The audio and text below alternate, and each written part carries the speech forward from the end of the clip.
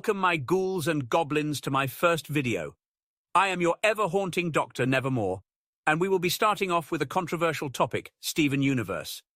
Now, I know some other YouTubers have already beaten this show to death, but I think it will be interesting to take a novel approach.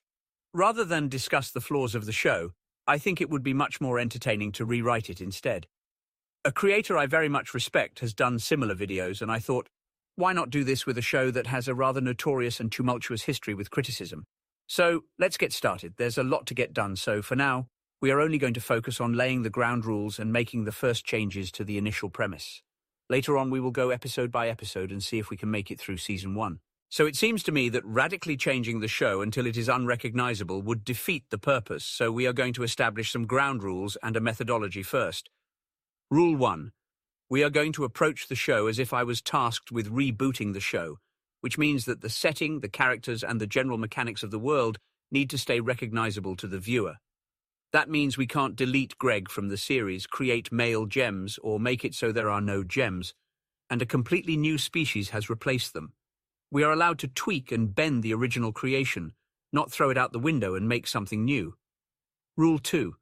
We have to try and hit the same story beats, even if we take different paths to it. So, for example, we still have to do Jailbreak, even if the reason we got there may be different. This is more just to keep me on the rails so I don't run this story off into a completely new place. This does not mean that the events of Jailbreak are not subject to change. The event must still take place, but the intent and consequences that arrive from it can be radically different from the original show. Rule 3. The show must still retain its PG rating. That means no devolving into fan fiction or upping the gore and violence in the show. The idea is that even this rewrite could still air on the original network if it existed. So, all you AO3 fans, you can put down your pens. That should be enough rules for now. If anything relevant shows up, I will pause to establish the new rule for everyone. With that, let's get started. Right off the bat, there's a lot I want to change. Pitchforks! Can't be an angry mob without pitchforks! I know, put down your pitchforks. These changes are necessary, in my opinion, to help give the show a lot of much-needed focus. Cementing these concepts early on will make later events much clearer on why they transpired. And I think it will add some much-needed lore that the show needed. First off, the gems as a species need much more expansion. The reason they exist in the show feels very nebulous, and some concepts don't make much sense under scrutiny.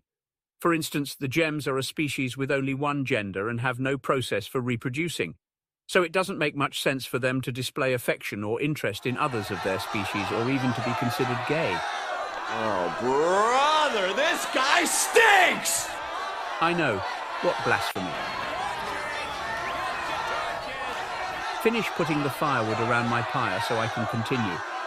Gender is by nature a social construct, so for a species that has no need for such a delineation when every member of the species is the same, it makes no sense for it to apply to them, and by extension for sexuality to apply to them. Now hear me out before you throw that match. I have a fix for this. By the way, it's pretty racist of you to burn me alive. Oh, so it's a coincidence that you happen to be burning a witch doctor at the stake. Yeah, feel ashamed of yourselves. Do better. It makes much more sense if by nature gems are a solitary, asexual and aromantic species. The only reason they work together is because of the strict hierarchy enforced by the diamonds. The threat of force due to their overwhelming power is all that holds their species together. Due to this, gems from Homeworld are standoffish and adhere strictly to the enforced hierarchy rather than form their own social structures. This changes on Earth. Pink Diamond is sent down to establish a new colony, and in the process of conquest, the gems born on Earth are exposed to and largely integrated into the early social structures that primitive humans built. In watching and being a part of humanity's evolution for thousands of years, gems from Earth learn concepts like family, love, and friendship. Rather than it being innate to their species, it is socialized. A direct case of nature versus nurture. And this bothers Homeworld, because now gems are disobeying orders that would purposefully put those they care about in harm's way, or ask them to sacrifice others of a lower caste. Pink Diamond manages to play it off as her inexperience in relaying orders to her officers, but eventually it becomes clear that even she is clearly ignoring orders that require her to sacrifice her own troops. The Diamonds are unwilling to publicly enforce their rules upon another Diamond, lest they appear weak should they let it slide. Here is where the second change comes in. Through these new dynamics, gems have been looking for analogues for marriage and intimacy for their own species to better fit in with humans. The only thing that makes sense would be fusion. But the diamonds are extremely strict with fusion. Any attempts to fuse must be officially sanctioned by an officer and ultimately signed off by a diamond. And even this is relegated only to fusing with a gem of the same caste. The diamonds fear fusion, as it is the only meaningful way weaker gems could amass enough power to stand toe-to-toe with one of them on the battlefield. As such, this knowledge is a closely guarded secret that only the 3 oldest diamonds are aware of. At first, the idea starts off as taboo. The gems had spent millennia following the diamonds' orders without question. However, without their eyes directly on them, and with Pink Diamond's lax attitude, a few adventurous gems are the first to fuse. Over the thousands of years, the idea shifts from taboo to illicit, to a secret to an open fact, and as such, the diamonds eventually find out. This angers them greatly and their hands are forced. They publicly denounce all of the gems on Earth as deviant and demand that Pink Diamond correct this behavior. Rather than answer, Pink Diamond destroys the communication station, posing it as the actions of a rebel army. Knowing that the diamonds would be responding eventually, Pink Diamond officially starts the rebellion, not as Rose Quartz, but as Pink Diamond. Now I know what you're going to say. Doesn't this already break one of your rules? Nope. Everyone knows Pink Diamond is Rose Quartz. The reveal is stupid and actively makes the show worse. And since they are technically the same character, I'm not removing anyone from the show. So ha! Rather than Steven essentially being Pink Diamond with human DNA, I think it serves the story and the themes much better for Steven to be literally half human and half gem. Pink Diamond is not the first gem to fall in love with a human, but is the first to have a child with one. Rather than disappearing, this just works more like a traditional birth. And so when the diamonds decide to wipe out all life on Earth, Pink Diamond is now faced with a choice. Allow her newborn child and all the people she cares about die, or sacrifice herself to give them a chance to live.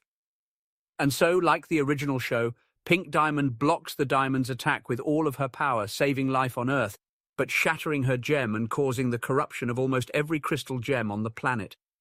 This allows Steven to still struggle with trying to understand the kind of person his mother was, and try to escape out from under her shadow without the weird reveal nonsense for the entire show. It makes his struggle much more relatable as his mother died a war hero, but Steven also knows that the war was in a way her fault. It also saves me later on from having to pull a Rebecca Sugar later on and trying to turn Pink Diamond into a villain retroactively.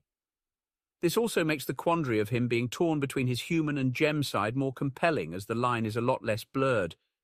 He is just as much human as he is a gem, and his choices directly affect both his family and the 2 species he is tied to. If he tries to follow in his mother's footsteps as a warrior for justice, he could cause Earth to be destroyed and for gems to be treated even harsher. But if he chooses to reject his gem side and pretend to be human, he leaves his mother's people in the hands of tyrants and murderers. And in the midst of it all is him trying to grow up and handle the grief of his family members. Another change? Yes. Another one. It's a rewrite, damn it. There's going to be a lot more changes. Another edit is to the dynamic between the coexistence of humans and gems. It was always strange to me that everyone in Beach City is aware of the crystal gems. They've been on Earth for thousands of years, interacted with humans and fought wars, and yet it doesn't seem to have impacted human culture or perception at all. It doesn't make sense. So here's the easy fix. Humans around the world are acutely aware that gems exist. They even have to deal with the corrupted gems that are all over the planet. But the governments all choose to play dumb when it comes to confronting the crystal gems, because they are well aware that they would lose any war they would wage against them, and by extension, Homeworld. So the gems travel with impunity, knowing that the government will turn a blind eye, and that the general public is aware of them and is scared enough to not mess with them. This leads to the last major change for the premise, and the one that could have a lot of potential repercussions. I propose that gems are not restricted to only fusing with other gems. Like Steven, gems can fuse with any sufficiently sentient race, including humans. But despite being progressive compared to Homeworld, this idea was radically taboo even before the diamonds corrupted most of the gems on Earth. Even Pink Diamond, who was willing to have a child with a human, wasn't willing to go that far. And this becomes a major hurdle for Steven later on, that despite getting closer to Connie, he fears what the crystal gems will think of him fusing with a human. I think introducing this would tie into the themes the show was shooting for much better, And this leads to an interesting opportunity. Now, as this is a rewrite, that means I can't insert any characters of my own, but this would be the perfect place to introduce an older character who is a permanent fusion between a human and a gem. Someone who managed to survive the corruption because of their unique fusion. This would be perfect as a mentor figure for Stephen to talk to, while also giving him someone to feel ashamed about associating with, which could lead to some amazing character moments. I won't include this in the rewrite as it breaks the rules, but I think it would be a fun experiment for you all. Please share with me what you think a gem-human fusion would look like with #NevermoreFusion, and I will include your artwork in the next video. All right, you goopy ghouls and goblins, the sun is rising, so it's back to your coffins and caves. I will see you next time, and please like and subscribe if you want to see more of this series. Farewell.